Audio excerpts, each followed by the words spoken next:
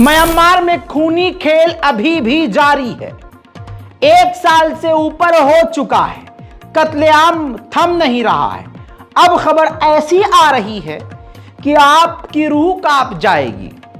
दोस्तों, आपको बता दूं कि म्यांमार की जो सेना है सारे जुल्म की हदें पार कर चुकी हैं। खबर यह है, जो सबूत के साथ बता रहा हूं, कि म्यांमार के कई गांव और देहात के इलाके में म्यांमार की मिलिट्री ने सैकड़ों महिलाओं का बलात्कार किया है और बलात्कार करने के बाद उनके मर्दों को तो गोली मार दी है और छोटे बच्चों का सर काटकर धड़ से अलग कर दिया है। तस्वीरें तो हमारे पास हैं, लेकिन दिखा नहीं सकता क्योंकि आप देख नहीं सकते और YouTube आपको देखने देगा नहीं। रिपोर्ट मौजूद है, म्यांमार में हड़कंप मचा हुआ है। ये वही म्यांमार है और ये वही लोग मारे जा रहे हैं, ये वही लोगों का बलात्कार हो रहा है, ये उन्हीं बेचारे लोगों को गोलियां मारी जा रही हैं जो बेचारे कुछ वक्त तक इन्हीं मिलिट्री के साथ मिलकर, एक ऐसा वक्त था जब मुसलमानों को ढूंढ ढूंढ कर जिंदा जला रहे थे और मिलिट्री के साथ मिलकर मुसलमानों को मरवा रहे थे।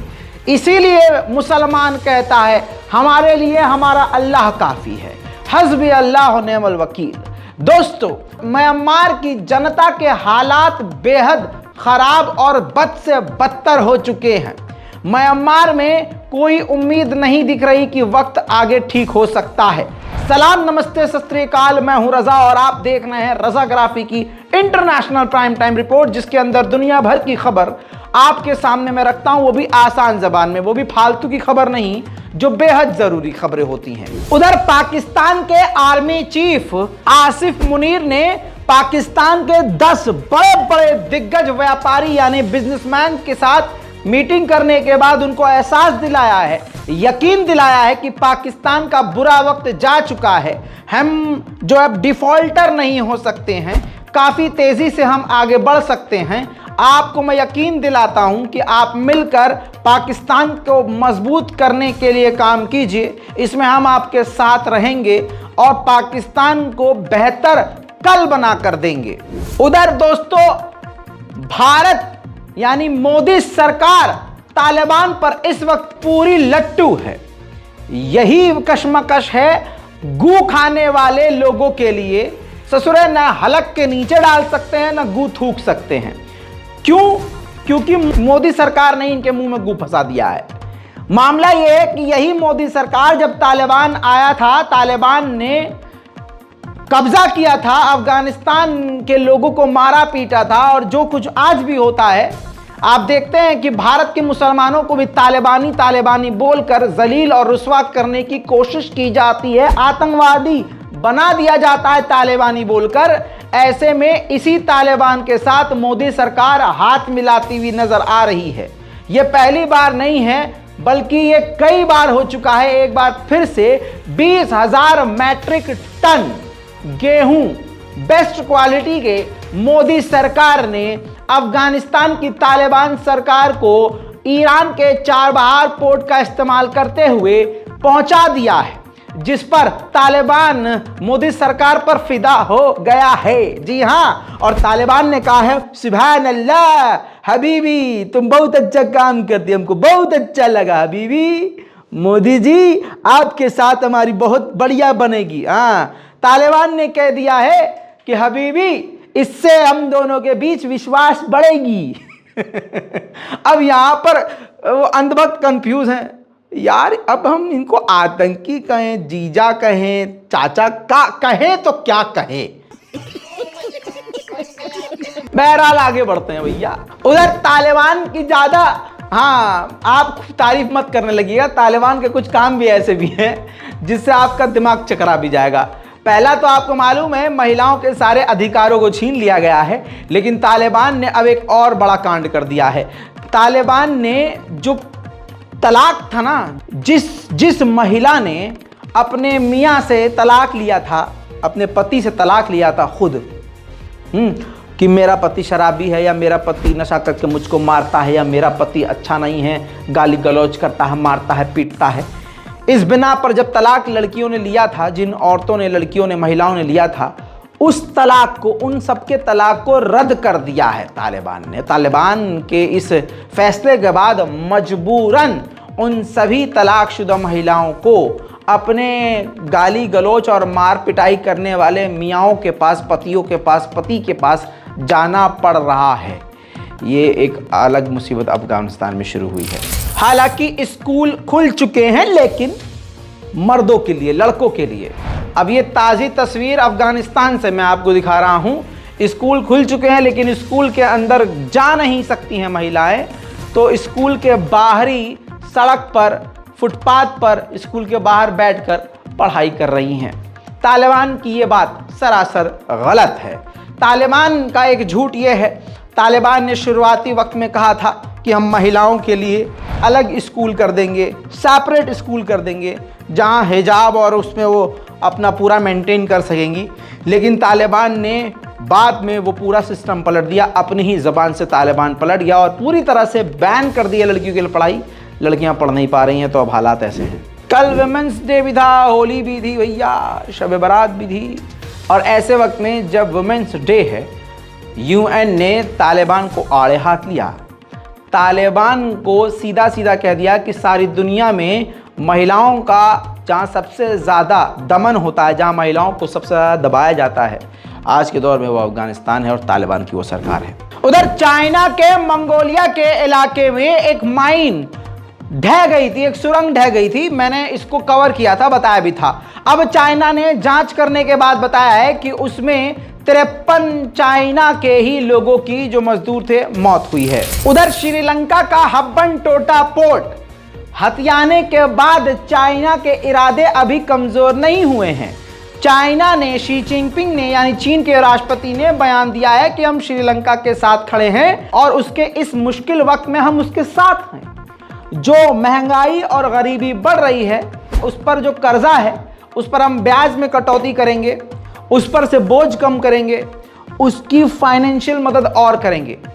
कहने का मतलब यह है कि चीन और उसको उधार देकर इतना दबाएगा कि ससुरा एक दिन ऐसा टाइम आएगा कि पूरा का पूरा श्रीलंका किराए पर ले लेगा चाइना।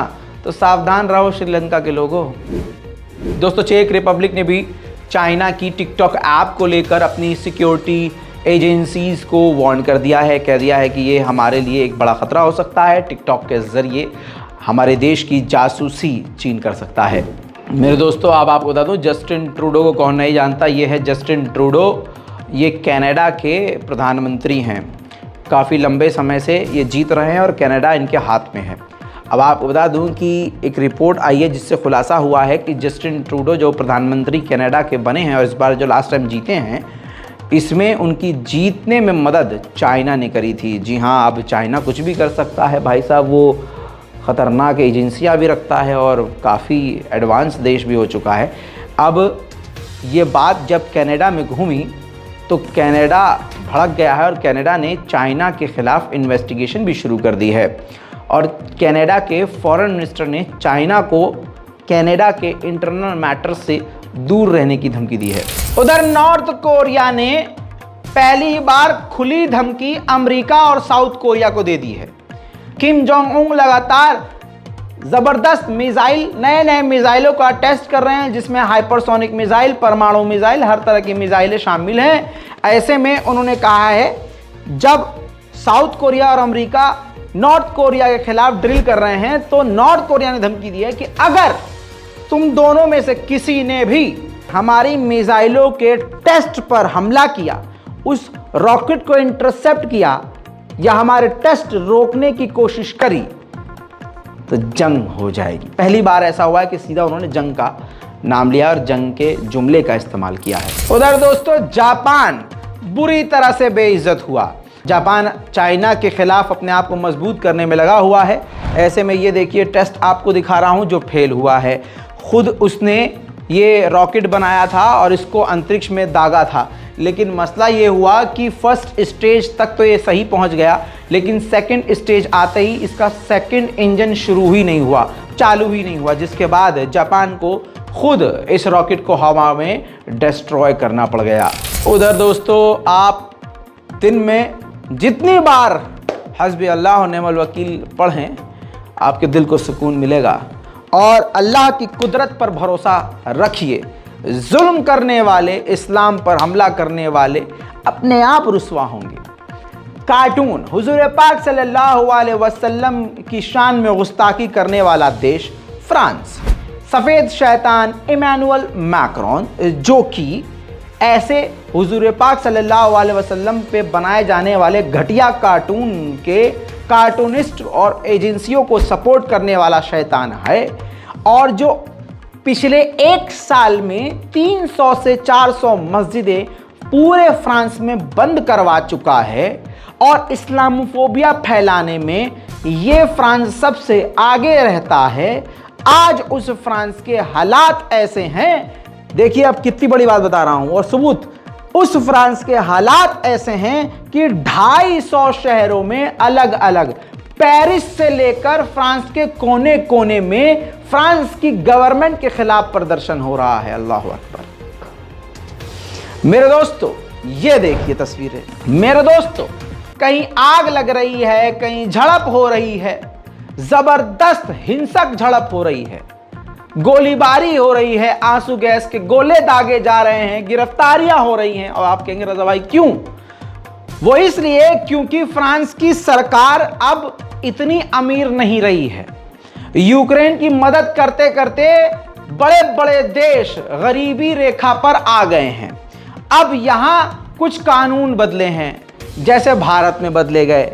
इमैनुअल मैक्रोन की सरकार ने पेंशन की स्कीम को घटा दिया है, यानी कई लोगों को अब पेंशन नहीं मिलेगी, लाखों लोगों को पेंशन नहीं मिलेगी, और एक लिमिट तक पेंशन मिलेगी। पेंशन की जो रकम थी उसको भी कम कर दिया गया है, और कानून और सख्त कर दिए गए हैं, और महंगाई भी तेजी से बढ़ रही है। इन सभी मुद्दों पर ही 250 शहरों में फ्रांस के हिंसक प्रदर्शन पिछले एक महीने से हो रहा है। हस्बी अल्लाह नेमल वकील। उधर ग्रीस भी इस्लाम के खिलाफ जहर उगलने में आगे रहता है। अभी कुछ वक्त पहले एक पैसेंजर ट्रेन और मालगाड़ी ट्रेन टकरा गई, जिसमें सीधी सीधी गलती जो ट्रेन डायरेक्टर होते हैं, जो रूट डायरेक्टर होते हैं, दफ्तर में बैठे हुए सिगरेट पीते हुए भरमबाजी में जो काम करते हैं, उसी भरमबाजी में गड़बड़ हो गया। दोनों के रूट अलग थे, लेकिन जो रूट मास्टर है उसने पटरियां अलग नहीं की और वो टकरा गई ट्रेन। अब पिछले 15 दिन से ग्रीस में हिंसक प्रदर्शन हो रहा है गवर्नमेंट के खिलाफ।